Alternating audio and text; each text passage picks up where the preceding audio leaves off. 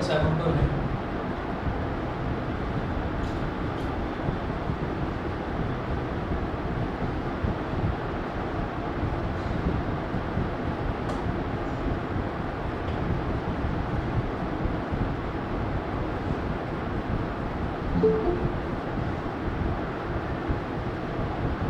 Electric potential due to a system of charges.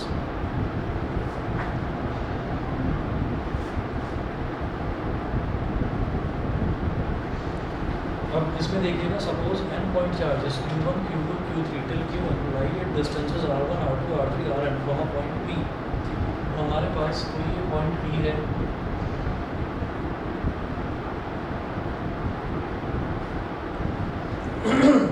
और बहुत सारे चार्जेस हैं Q1 से लेकर Qn तक। Q1, Q2, Q3 ऐसे करते करते Qn तक है। तो और ये हमारे पास पॉइंट P है। पॉइंट P का Q1 से डिस्टेंस R1, पॉइंट P का Q2 से डिस्टेंस है R2, Q3 से डिस्टेंस है R3, इधर कोई चार्ज है Qn, उससे इसका डिस्टेंस है Rn। ये है, ठीक है। Electric potential at point P due to a charge Q1 is, तो पॉइंट P पर इलेक्ट्रिक पोटेंशियल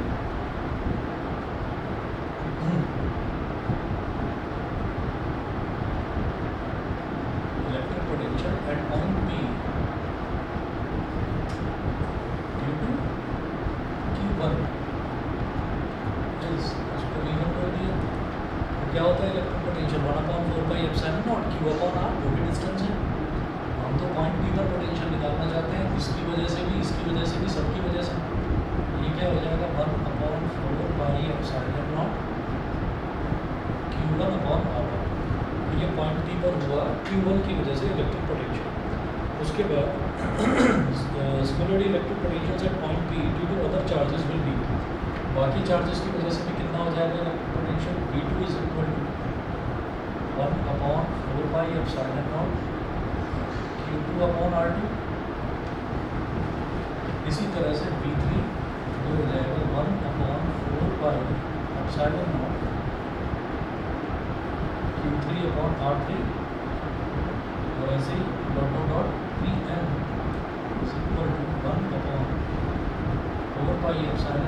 Qn/Rn, 1/4πε0 Qn/Rn। फिर इसमें भी आपका सुपरपोजिशन प्रिंसिपल लगता है कि हमने फर्स्ट चार्ज की वजह से Q1 की वजह से निकाला पोटेंशियल, Q2 की वजह से, Q3 की वजह से, सबकी वजह से निकाल लिया। फिर नेट पोटेंशियल निकालना है, तो नेट का मतलब ही टोटल होता है, सबको ऐड कर दीजिए। तो total potential at point P will be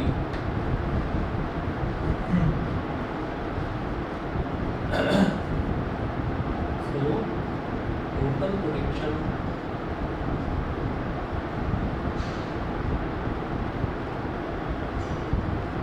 at point P will be V is equal to V1 plus V2 plus V3 plus dot till Vn। तो सबकी वैल्यू अगर हम डालेंगे तो सब में आगे देखिएगा कि V1, V2, V3, Vn तक सभी में क्या आ रहा है 1/4πε0, सब में कॉमन आ रहा है। तो 1/4πε0 पहले से कॉमन निकाल दो, 1/4πε0, और यहाँ क्या हो जाएगा Q1/R1, इधर हो जाएगा Q2/R2, और ऐसे करते करते लास्ट में हो जाएगा Qn/Rn।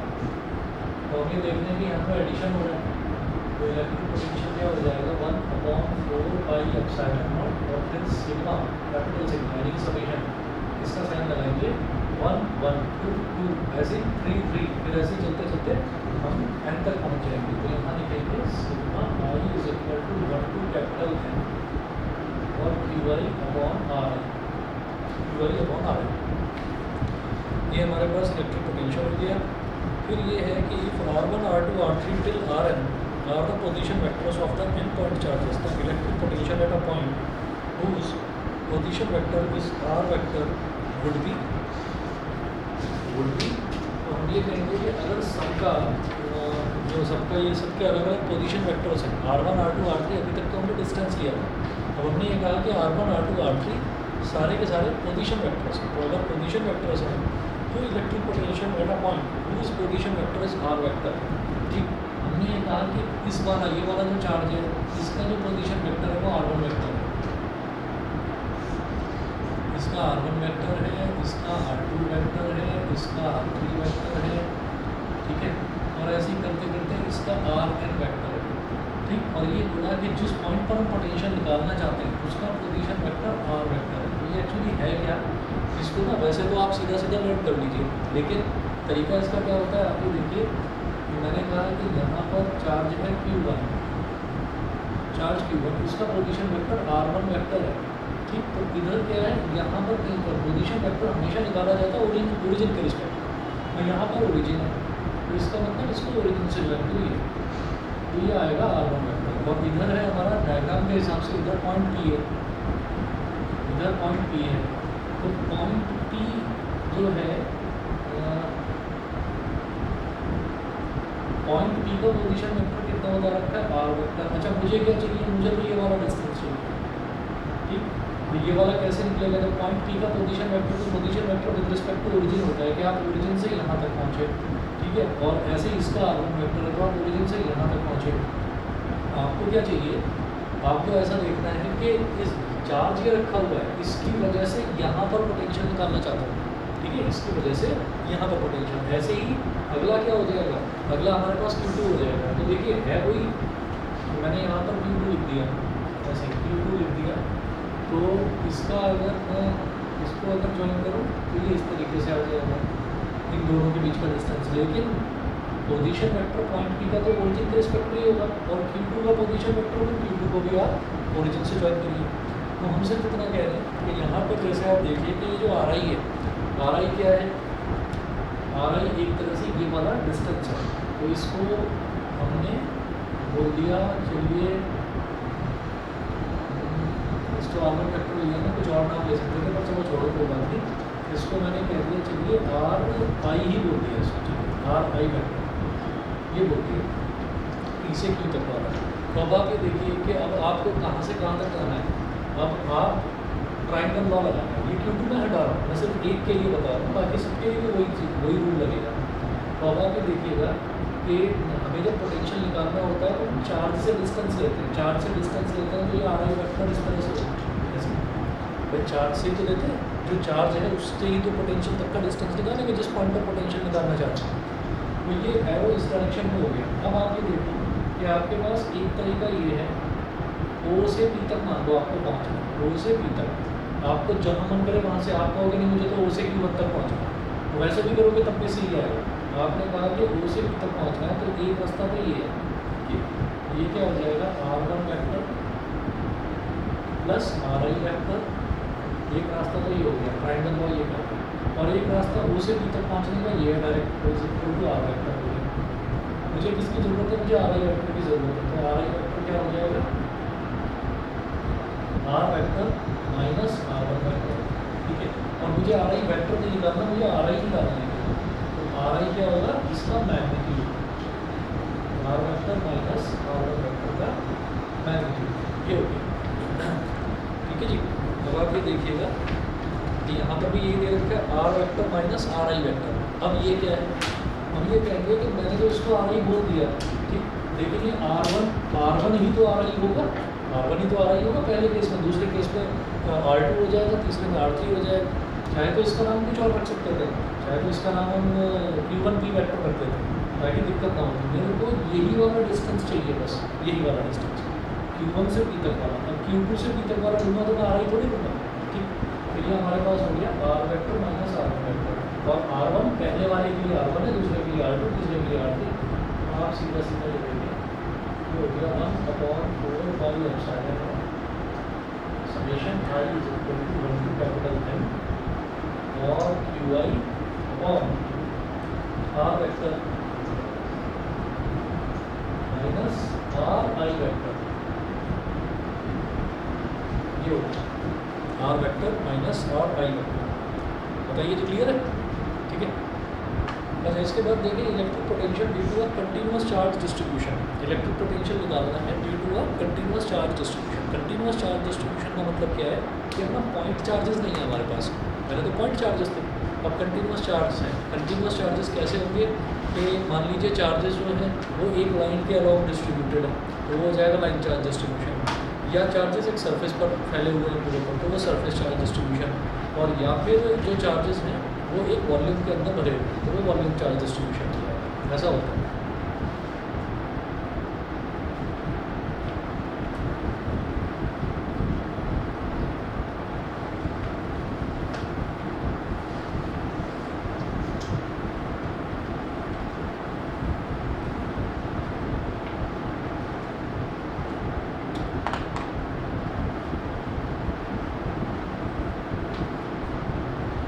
Electric potential due to a continuous charge distribution.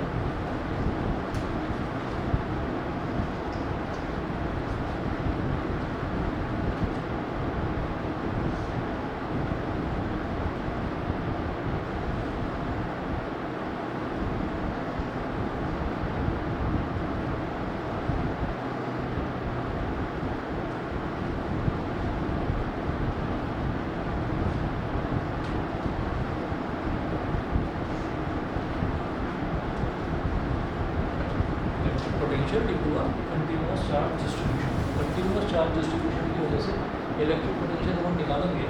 तो आप देखिए मैं पेज नंबर 8 पर हूँ। अब इसमें है if R vector is the position vector of point P then the electric potential at point P due to the continuous charge distribution can be written as v is equal to 1/4 pi epsilon nought integration. Integration क्यों कर रहे हैं? Continuous charge distribution का मतलब ये है कि कोई एक कोना भी खाली नहीं छूटा हुआ, पूरे में चार्ज डिस्ट्रीब्यूटेड है। तो जब पूरे में चार्ज डिस्ट्रीब्यूटेड है हम यहाँ पर कहेंगे समेशन का साइन तब लगता है जब चार्जेस की ना गिनती करी जा सके कि एक चार्ज, दो चार्ज, तीन चार्ज गिनती करी जा सके। कंटिन्यूअस में क्या गिनती नहीं करी जा सकती, हम ये कहेंगे पूरे पर चार्ज फैला हुआ है। फॉर एग्जाम्पल कि किसी एक कंटेनर है, उस कंटेनर के अंदर पानी भर दिया हमने, तो हम ये कहेंगे कि इसका ऐसा थोड़ी है कि इसमें पानी की 15 बूंदें हैं तो ये 15 बूंदें के डिस्ट्रीब्यूटेड है, इनको निकाल कर अलग अलग आप रख दो, तो वो नहीं होगा। हम ये कहेंगे कि इसमें तो मतलब कोना कोना भरा हुआ है तो कोई जगह बची हुई नहीं है। तो कोई कहेगा कि मेरे लिए तो इतनी बड़ी को मैं बूंद मानूंगा, कोई कहेगा नहीं मैं तो छोटी वाली को बूंद मानूंगा। तो इस वजह से ऐसी चीज़ को हम बोलते हैं कंटिन्यूअस। ये कंटिन्यूअस है, यहाँ पर कोई कोना छूटा हुआ नहीं है, यहाँ पर पूरे में चार्ज फैला हुआ है। अच्छा, वहीं पर अगर हम किसी कंटेनर के अंदर 5 या 6 बॉल्स डाल दें तो फिर बॉल्स को तो अलग अलग निकाल कर रख सकते हैं, उनको अलग अलग निकाल कर रखते हैं, वो काउंट करी जा सकती है। तो वो डिस्क्रीट होता है, डिस्क्रीट में तो समेशन का साइन होता है और कंटिन्यूअस में आता है इंटीग्रेशन का साइन। कंटिन्यूअस का मतलब कोई कोना बचा हुआ नहीं है। तो कंटिन्यूअस में फिर हम ये कहेंगे कि हमें पोटेंशियल निकालने के लिए क्या करना पड़ेगा, इसी समेशन को इंटीग्रेशन से रिप्लेस कर देना है बस। ये क्या हो जाएगा 1/4 पाई एप्सिलॉन नॉट इंटीग्रेशन, और जो वो चार्ज है कि वही हम ये कहेंगे कि भाई स्मॉल अमाउंट ऑफ चार्ज लिया जाता है फिर इंटीग्रेशन। तो स्मॉल अमाउंट ऑफ चार्ज क्या हो जाएगा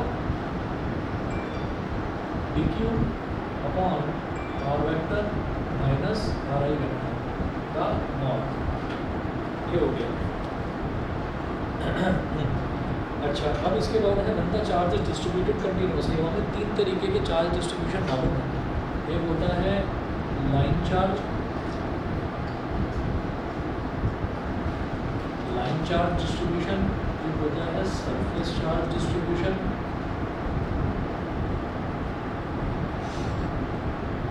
एक होता है वॉल्यूम चार्ज डिस्ट्रीब्यूशन।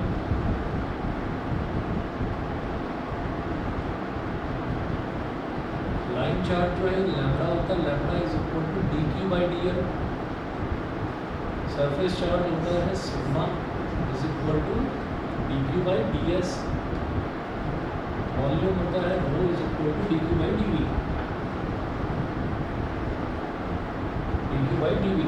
ठीक, अब जो dq की वैल्यू है लाइन चार्ज के केस में लैम्बडा dl, सरफेस के केस में सिग्मा ds और वॉल्यूम के केस में रो dv। तो dq की वैल्यूज इस तरीके से आ जाएंगी हमारे पास। अब आगे क्या करना है वो देखिएगा। आगे हम देखेंगे कि vv is equal to 1/4 pi epsilon nought integration V V यानी कि वॉल्यूम चार्ज, अगर वॉल्यूम में भरा हुआ है चार्ज तो 1/4 और डी क्यू की जगह आप क्या लिख देंगे, root d q on r vector minus are I vector का मॉड, ये हो गया V S surface charge distribution 1/4 integration sigma D S upon are vector minus are I vector. तो V L line charge distribution 1/4 integration lambda D L upon are vector minus are i V V B S और V L, इस तरह से होगा। अच्छा, अब अगर हमसे कहा जाए the net potential at the point P due to the continuous charge distribution will be, तो कंटिन्यूअस चार्ज डिस्ट्रीब्यूशन की वजह से नेट पोटेंशियल कितना होगा, वी कॉन्ट मतलब continuous, V cont is equal to V V plus V S plus V L, ये करा है हमने अगले स्टेप। उसके आगे देखें the potential due to a general source charge distribution which consist of continuous as well as discrete point charges can be written as, तो अगर मान लीजिए कोई हमारे पास ऐसा कंटेनर है जिस कंटेनर के अंदर एक वॉल्यूम भी रखी हुई है, उसके वॉल्यूम के अंदर भरा हुआ है पूरा चार्ज, ठीक है, और एक लाइन भी पड़ी हुई है, उस लाइन पर पूरे पर चार्ज डिस्ट्रीब्यूटेड है, और एक प्लेट भी पड़ी हुई है, उस प्लेट पर पूरे पर चार्ज डिस्ट्रीब्यूटेड है, और साथ में कुछ अलग अलग चार्जेस भी रखे हुए हैं, यानी कि कंटिन्यूअस चार्ज और डिस्क्रीट चार्ज दोनों रखे हुए हैं। तो सबका टोटल कर दीजिए, सबका टोटल कर देंगे यहाँ पर, तो ये हो जाएगा 1/4 कॉमन आ जाएगा, V is equal to V continuous plus V discrete. V continuous में जो है, V कॉन्टिन्यूअस में इन सबका टोटल 1/4 ब्रैकेट में इंटीग्रेशन होगी upon are vector minus are I vector और इसका plus integration sigma D S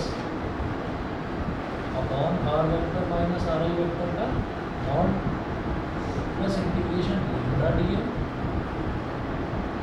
upon are vector minus are I vector का और प्लस, तो ये तो सारा का सारा कॉन्टिन्यूअस हो गया।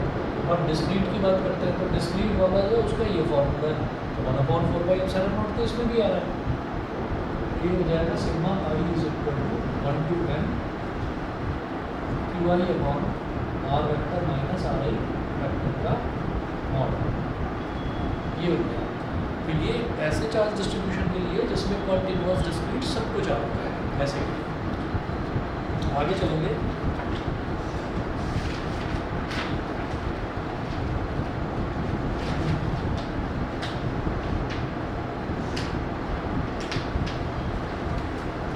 Electric potential due to uniformly charge thin spherical shell, जो uniformly charge thin spherical shell है उसकी वजह से इलेक्ट्रिक पोटेंशियल निकाला। तो क्या है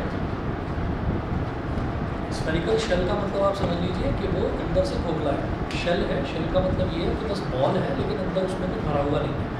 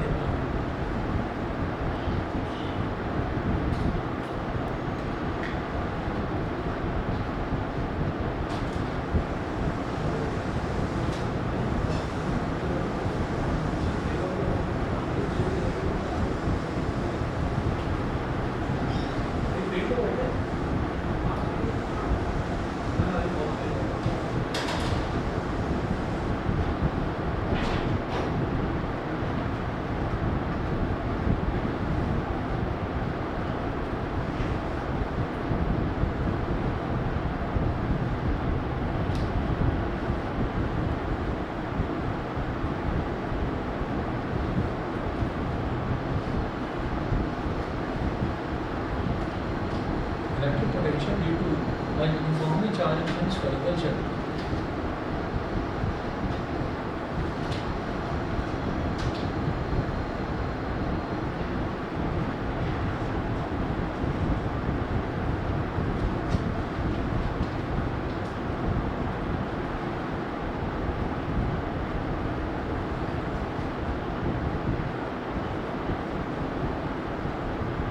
Uniformly charged thin spherical shell. इसमें है consider a uniformly charged spherical shell of radius capital R and carrying charge small q. We wish to calculate its potential at point capital P at distance small r from its center O. ठीक है, तो हमने ये कहा कि हमारे पास है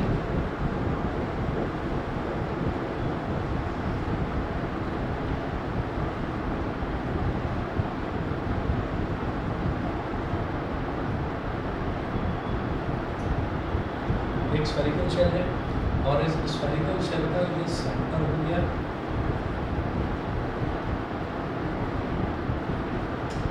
centre को, और इसका जो रेडियस है वो कैपिटल आर है, कैपिटल आर।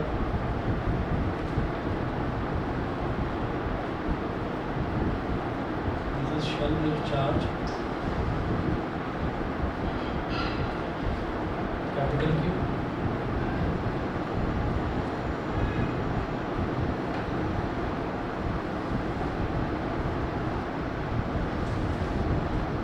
अब हम इस शेल की वजह से इस शेल के सेंटर से आर डिस्टेंस पर, शेल के सेंटर से आर डिस्टेंस पर हम इलेक्ट्रिक पोटेंशियल निकालना चाहते हैं। तो सबसे पहले देखिए when the point capital P lies outside the shell, तो जब ये पॉइंट कैपिटल पी है, जब ये शेल से बाहर लाई करेगा तब, तो जब ये शेल से बाहर लाई करेगा, देखिए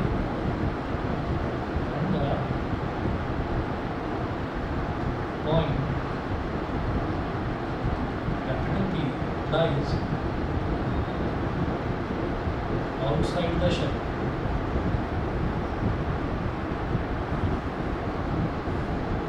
Capital P lies outside the shell.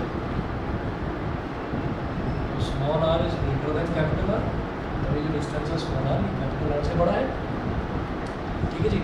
अब ऐसे केस में क्या होगा कि ये जो हमारा पोटेंशियल है, ये पोटेंशियल सीधा सीधा हो जाएगा V is equal to 1/4π/Q/R। ऐसा क्यों है भाई? दिमाग में तो एकदम से ये आता है कि ये जो पूरा का पूरा शेल है, तो ये यूनिफॉर्मली चार्ज शेल है, यानी कि चार्ज जो है वो इसके सरफेस पर फैला हुआ है, अंदर तो कुछ है नहीं, अंदर तो खोखला है। लेकिन क्या होता है कि जब भी कभी हमारे पास कोई चार्ज बॉडी होती है ना, तो ये कहा जाता है कि all of its charge is assumed to be concentrated, होता नहीं है वहाँ, assumed to be concentrated inside at its centre. ठीक है, तो जो भी बॉडी का सेंटर ऑफ मास होता है, ये मान लिया जाता है कि सारा का सारा चार्ज जो है वहाँ पर कंसंट्रेटेड है। तो अगर सारा का सारा चार्ज यहाँ पर कंसंट्रेटेड है, तो यहाँ से पॉइंट पी तक का डिस्टेंस कितना है? आर है। यहाँ सारा चार्ज क्या है? क्यू। ठीक है, तो मतलब कैपिटल क्यू लिखना चाहिए था। चलिए इसे ही स्मॉल क्यू करो, तो सारा का सारा चार्ज जो है क्यू है, यहाँ पर कंसंट्रेटेड है। तो चार्ज से जिस पॉइंट का पोटेंशियल निकाल रहा है उस तक का डिस्टेंस कितना है? आर। ये हो। दूसरा है when the point P lies on the surface of the shell, तो जब वो सरफेस ऑफ द शेल पर लाई करता है, and point P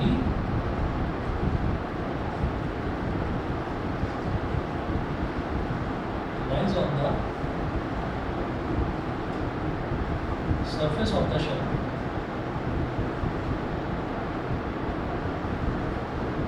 point P lies on the surface of the shell. So V is equal to 1/4πε0, V is equal to 1/4πε0 Q/R। अगर अब point P जो है वो यही सरफेस पर ही लाई करेगा, सरफेस पर लाई करेगा, तो small r will be equal to capital R। ठीक है, तो Q/R हो गया। उसके बाद देखें when the point P lies inside the surface of the shell. अब ये समझ लीजिए इसमें क्या है, the electric field at any point inside the shell is zero. Electric field at any point, shell के अंदर कहीं पर भी अगर इलेक्ट्रिक फील्ड निकाला जाता है तो वो जीरो होता है। Hence, electric potential is constant everywhere inside the shell and its value is equal to that on on the surface. तो होता क्या है कि हम ये देखते हैं कि जो इलेक्ट्रिक पोटेंशियल है, इलेक्ट्रिक पोटेंशियल वो इसके क्यू तो सेम है 1/4 इसकी वैल्यू भी सेम है। तो ये जो स्मॉल आर है ना, ये स्मॉल आर की वैल्यू बड़ी है। तो जब स्मॉल आर की वैल्यू बड़ी है तो इलेक्ट्रिक पोटेंशियल छोटा होगा। जब स्मॉल आर को थोड़ा घटा दिया, थोड़ा कम कर दिया, इसको थोड़ा कम करा तो पोटेंशियल थोड़ा बढ़ गया, इसको थोड़ा और कम करा पोटेंशियल और बढ़ गया, और कम करा और बढ़ गया। हम करते करते इसको r equal to capital R पर ले आए, है ना। तो यानी कि हम धीरे धीरे जो डिस्टेंस है स्मॉल आर, इसको कम करते जा रहे हैं और यहाँ पर आकर रुक गए, सरफेस पर आकर रुक गए। तो इलेक्ट्रिक पोटेंशियल जो है वो अभी तक अपनी यहाँ से लेकर और यहाँ तक जो वैल्यूज़ है उनमें सबसे मैक्सिमम वैल्यू क्या होगी उसकी, जो यहाँ पर है सरफेस पर। ये समझ गए, ठीक है। तो ये वाली वैल्यू इसकी मैक्सिमम वैल्यू होगी, वी मैक्स कह देते हैं इसको। अच्छा, अब इसके बाद आगे सुनिए, आगे इन्होंने बोला, हम वैसे भी हमने देखा है कि जो ई है वो होता है 1/4πε0 क्यू अपॉन आर स्क्वायर। तो वी कितना होता है 1/4πε0 क्यू अपॉन आर। अगर इसको नीचे आर से मल्टीप्लाई कर दिया जाए, अगर नीचे इसको आर से मल्टीप्लाई कर दिया जाए नीचे और ऐसे ही ऊपर, तो कोई फर्क तो नहीं पड़ेगा। तो वी इज इक्वल आर से नीचे मल्टीप्लाई करा तो क्या हो गया क्यू अपॉन आर स्क्वायर, और यही तो इलेक्ट्रिक फील्ड है।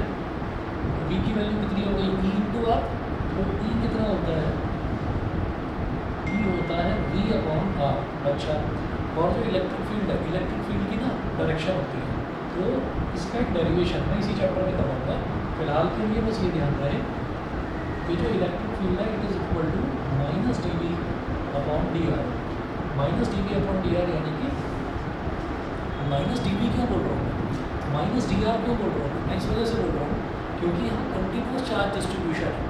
कंटिन्यूस चार्ज डिस्ट्रीब्यूशन में वॉल्यूम को पोटेंशियल को डी वी से ही रिप्रेजेंट करूँगा, ठीक है, एक स्मॉल अमाउंट ऑफ पोटेंशियल। तो कंटिन्यूस में तो हम इंटीग्रेशन यूज़ करते हैं, ये कंटिन्यूस था, ये भी और ये भी तीनों कंटिन्यूस था, यहाँ हमने इंटीग्रेशन यूज़ करा, तो इसीलिए minus d V upon d r. इसका मैं प्रूफ करा दूँगा आपको इसी चैप्टर में। अच्छा, इसका मतलब क्या होगा,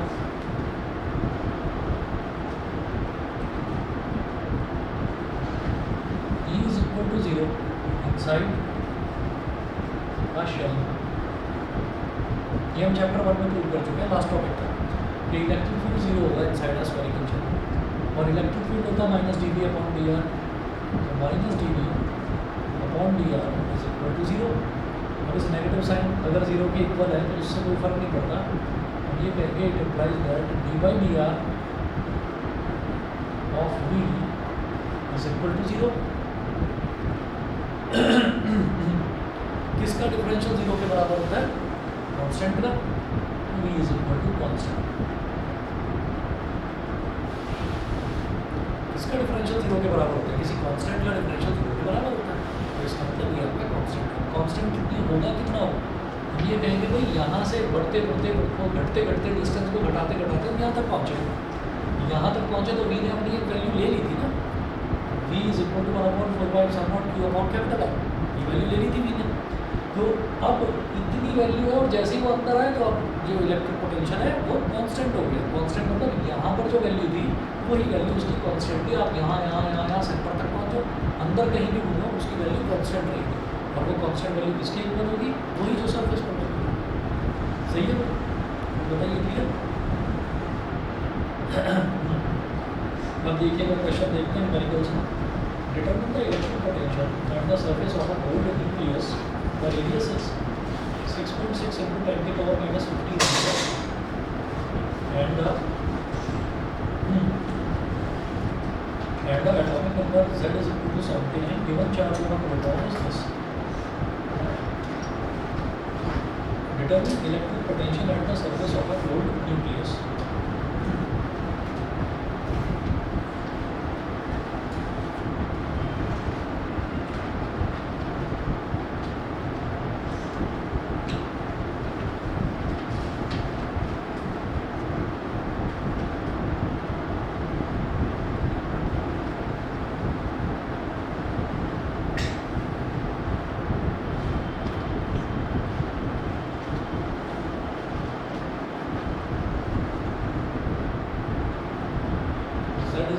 17 मतलब एटॉमिक नंबर ऑफ गोल्ड का एटॉमिक नंबर दे रखा है, बोला है the atomic number Z is equal to 17 है, ठीक। तो गोल्ड का एटॉमिक नंबर 17 है, it implies that number of protons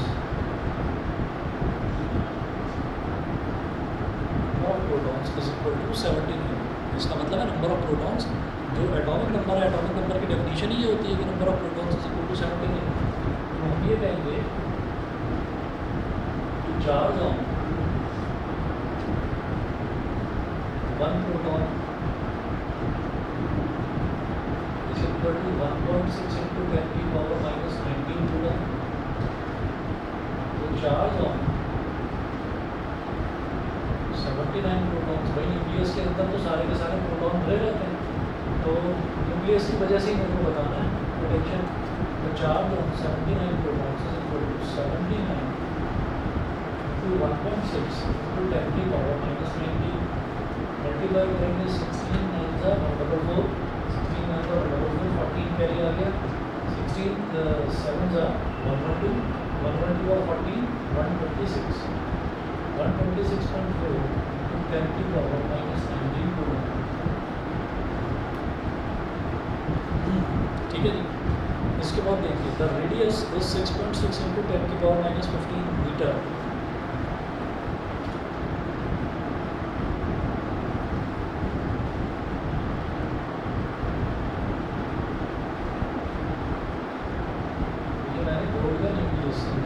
छोटा सा होता है, थोड़ा बड़ा बना के दिखा दिया।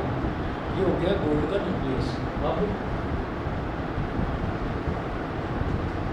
इसमें तो ये कहने की जरूरत ही नहीं है कि चार्ज सारा कहाँ पर है, चार्ज सारा अंदर ही भरा हुआ है। तो it is assumed to be concentrated at its centre. तो सारा का सारा जो चार्ज है उसको मैंने क्यू बोल दिया, ये क्यू सारा का सारा सेंटर में कंसंट्रेटेड है। अब वो कह रहे हैं कि आपको क्या करना है, आपको electric potential at its surface निकालना है। तो सरफेस पर निकालना है, तो सेंटर से सरफेस तक का डिस्टेंस कितना होगा, उसकी रेडियस के बराबर, ठीक। तो रेडियस कितना दे रखते हैं 6.6 into 10 की पावर माइनस 15। पॉइंट भी हमारा यहाँ पर है, ये जो आर है कितना दे रखते हैं 6.6 into 10 की power minus 15 metre. R is equal to 6.6 into 10 की पावर माइनस 15 मीटर, ये दे रखा है। तो क्या करेंगे, पोटेंशियल का फॉर्मूला सीधा सीधा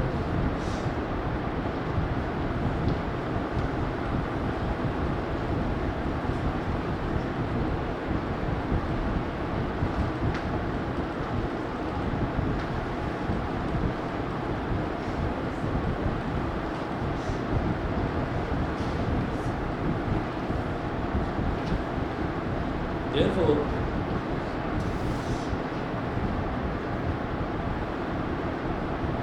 electric potential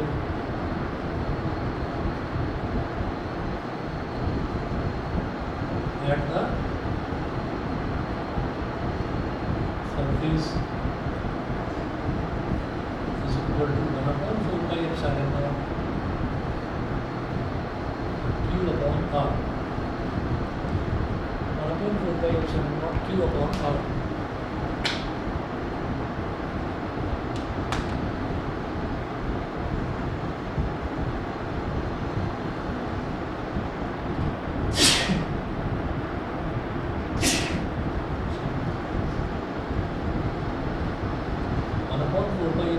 हो गया 9 into 10 की पावर 9 और Q की वैल्यू है 126.4 into 10 की पावर माइनस 19 अपॉन R कितना है 6.6 into 10 की पावर माइनस 15।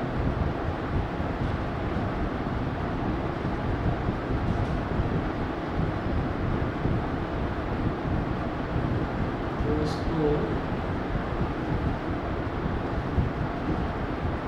डेसिमल में 322 सा 33 सा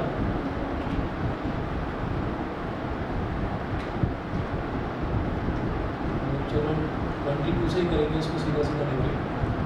इसको मल्टीप्लाई कर दीजिए, 3 4 12, 1 कैरी आ गया, 3 6 18 और 1 19, 1 कैरी आ गया, 3 2 6 और 1 7 और 3 3 3 7 9 2 10 की पावर 9 माइनस 19 और प्लस 15 ये ऊपर आ गया। डिनोमिनेटर में 22 था, तो 2 11 था, 1 2 18 था, 36 37 minus 36 is 1 9 19 2 9 था 18 19 minus 6 आ गया। ठीक, अब 11 से इसको डिवाइड कर देंगे, 1896 को 1896 डिवाइडेड बाय 11 बचा 11, 18 minus 11 is 7 7 9 79, 11 7 is 77, 79 minus 77 is 2 2 6 26, 11 बचा 22, 26 minus 4 11 is 22। तो ये ऐसे ही चलता रहेगा। 172.3 multiplied by 15 plus 9 24 24 minus 9 है 19 is 5। ये हो गया। अब क्या करें, इसको अगर थोड़ा सा छोटा करें किसी भी नंबर को, अगर मान लीजिए इसको मैं थोड़ा सा छोटा करता हूँ, मैं 2 प्लेस इधर ले आया, मैंने इसको क्या बना दिया 1.72 बना दिया। ठीक, 3 हटा दो, मैंने 2 प्लेस इसको छोटा कर दिया, तो ये पावर जो है 2 नंबर बढ़ जाएंगे, इंटू 10 की पावर 7 वोल्ट। ठीक है, देखिए आंसर यही दे रखा 1.7 इंटू 10 की पावर 7 वोल्ट। सही है जी, क्लियर। उसके बाद क्वेश्चन नंबर 2 देखिएगा। क्वेश्चन नंबर 2 में है calculate the potential at a point P due to a charge of 4 into 10 की power -7 coulomb located 9 centimetre away. Question number 2 है,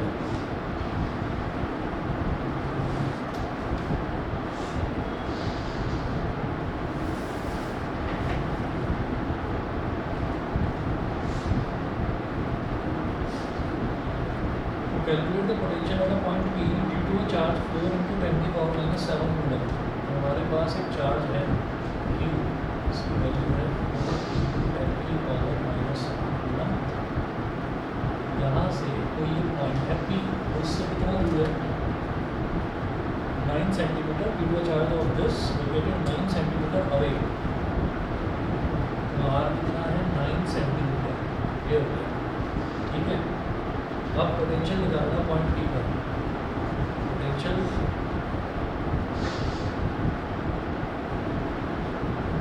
एट पॉइंट P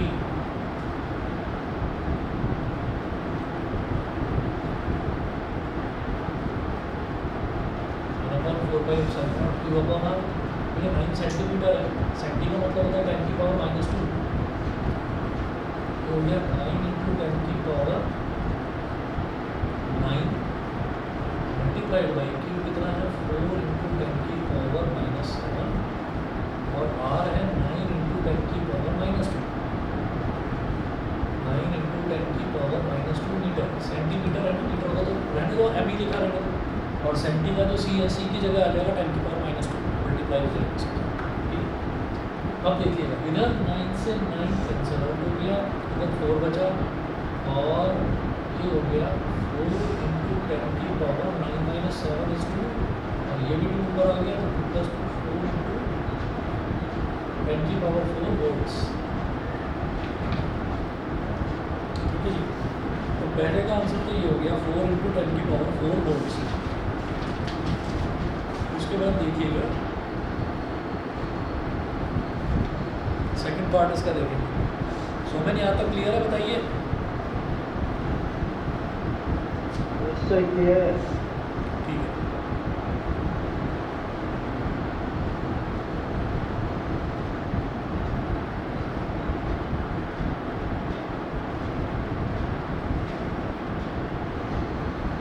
हाँ जी, अगला देखिएगा इसका सेकंड पार्ट। सेकंड पार्ट में क्या रहेगा, hence obtain the work done in bringing the charge of 2 into 10 की power -9 coulomb from infinity to the point P, from infinity to the point P।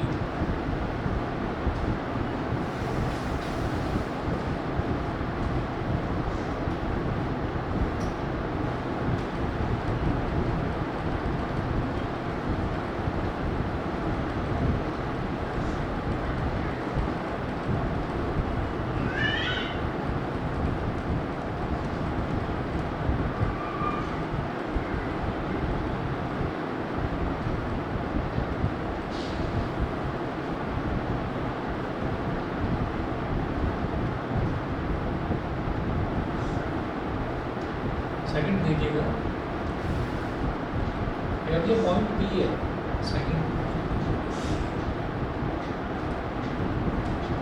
अब ये पॉइंट पी है, तो इस point P पर मेरे को वोल्टेज यानी कि पोटेंशियल तो पता चल गया कि कितना है। अब मुझे क्या करना है, वो कह रहे हैं hence obtain the work done in bringing a charge of 2 × 10⁻⁹ coulomb from infinity to the point P. ये पॉइंट पी है और यहाँ कहीं इन्फिनिटी है, इन्फिनिटी से हमें चार्ज लेकर आ रहा है क्यू नॉट, इन्फिनिटी से हमें चार्ज लेकर आ रहे हैं क्यू नॉट। इन्फिनिटी से किसी भी एक पॉइंट पर एक यूनिट पॉजिटिव टेस्ट चार्ज लाने में जो वर्क करना पड़ता है उसी को तो हम बोल देते हैं इलेक्ट्रिक पोटेंशियल, ठीक है। अच्छा, अगर इन्फिनिटी से कोई यूनिट नहीं, यूनिट का मतलब होता है 1 वोल्ट, है ना, सॉरी 1 कूलम, यूनिट का मतलब तो ये होगा, अगर यूनिट चार्ज नहीं लाना है, कोई और चार्ज लाना है तो उस चार्ज को हम क्यू नॉट बोलते हैं, ठीक है। और वो जो चार्ज ला रहे हैं उसकी वैल्यू कितनी है, 2 × 10⁻⁹ कूलम, तो क्यू नॉट हो गया 2 × 10⁻⁹ कूलम, तो क्यू नॉट हो गया। और इसको लाकर कहाँ रख रही है, पॉइंट पी पर रख रहे हैं, ठीक। अब पॉइंट पी पर जो पोटेंशियल है वो हमारे पास कितना निकाला हमने अभी 4 × 10⁴ वोल्ट, ये हमने निकाल लिया, ठीक है। तो ऐसे में हम लिखेंगे work done in bringing a charge Q naught from infinity to point P is equal to क्या हो जाएगा, V × Q naught, ठीक है। रीजन लिखेंगे because V is equal to W/Q naught, ये होता है। तो अगर V और Q नॉट को मल्टीप्लाई कर देंगे तो वर्क डन आ जाएगा, ठीक है। इस पॉइंट पर पोटेंशियल मुझे पता ही है कितना है, तो बस वर्क डन निकालना है। कैसे होगा, W is equal to V × Q not, V कितना है 4 × 10⁴ और ये Q नॉट कितना है 2 × 10⁻⁹ 4 2 8 × 10⁻⁴ - 9 -5 जूल, ठीक है ना। क्योंकि वर्क डन जो है जब हमारे पास पोटेंशियल की यूनिट जो है वो ऐसा यूनिट है यानी कि वोल्ट्स में है, तो वर्क डन की भी ऐसा यूनिट ही होगी जूल में। अच्छा, उसके बाद देखिएगा, उसके बाद हम हमसे ये पूछ रहे हैं does the answer depend on the path about which the charge is brought. तो चार्ज को आप सीधी लाइन में लेकर आओ या घुमा फिरा कर टेढ़ा मेढ़ा करके लेकर आओ, ठीक है। पोटेंशियल जो है वो डिपेंड नहीं करता कि आपका पाथ फॉरवर्ड क्या है, ठीक है ना, ये हो गया। इसके बाद नेक्स्ट क्वेश्चन देखिएगा, इसका आंसर नो होगा कि वो पाथ को डिपेंड नहीं करता। क्वेश्चन नंबर 3 देखिएगा, a metal wire is bent in a circle a metal wire is bent in a circle of radius 10 cm. It is given a charge of 200 microcoulomb which spreads on it uniformly. Calculate the electric potential at its center. Calculate the electric potential at its center. तो question number 3 समझते हैं जरा, इसको किस तरीके से लेकर चलना है।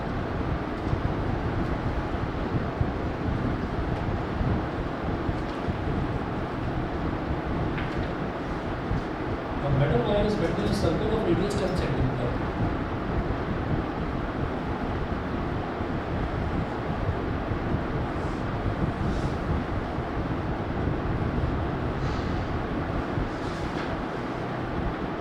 R is equal to 10 centimeter.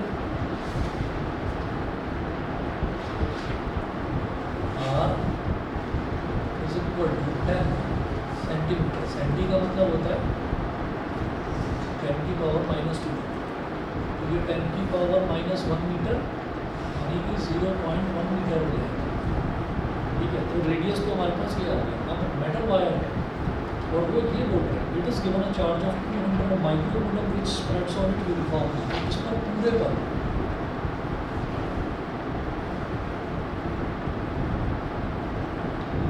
पूरे पर 200 माइक्रोकूलम का चार्ज जो है वो डिस्ट्रीब्यूटेड है।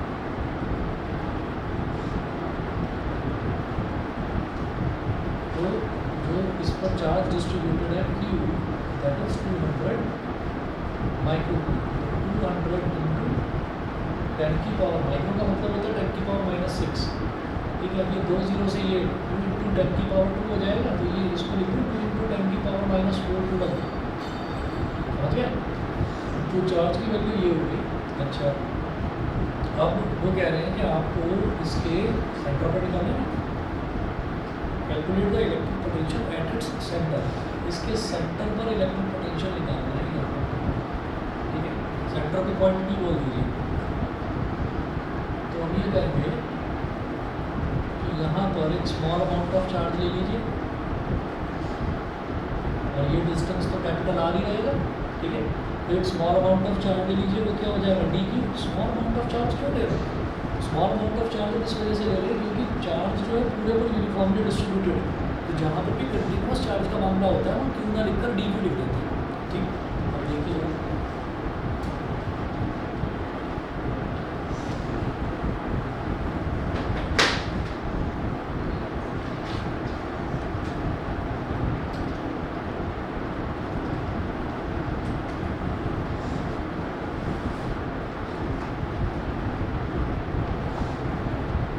assume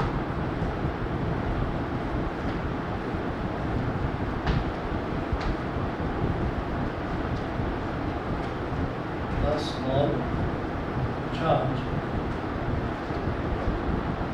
PQ on the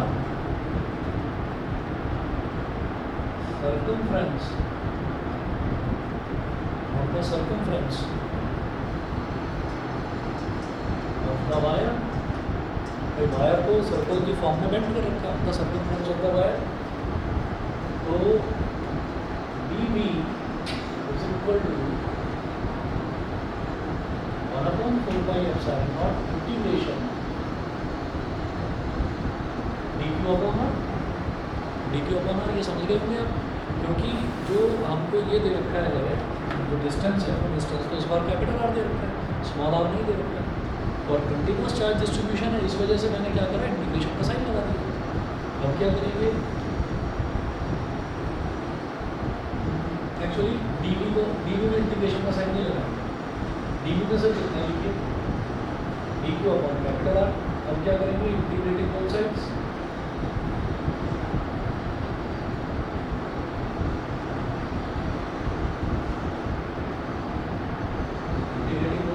तो integration of dV is equal to 1/4πε0, ये जो कांस्टेंट है, integration of dq/R। अब जिसके साथ d लिखा रहता है वही हमारा वेरिएबल होता है, तो इसका मतलब q है बस वेरिएबल। तो आपको क्या करना है, dV का इंटीग्रल क्या हो गया, d हो गया, ये हो गया 1/4πε0, और ये 1/r इस आर्गू का निकालने का dq का इंटीग्रल क्या हो जाएगा, q हो गया। वैल्यू डाल दीजिए 9 इंटू 10 की पावर 9 इंटू q/r है, एक तरह से q कितना है 2 इंटू 10 की पावर -4 और कैपिटल R कितना है 0.1 है, तो ये और 10 आ गया 9 to the 18 और 10 की पावर 9 प्लस 10 की पावर 1 10 और -4 is 10 की पावर 6 18 इंटू 10 की पावर 6 वोल्ट्स। समझ गए होंगे, ठीक है। बस ये आज इतना कर लीजिए, बाकी इसके 3 न्यूमेरिकल्स और बचेंगे, या तो कल कराता हूँ या फिर परसों कराता हूँ, ठीक है, बता दूँ।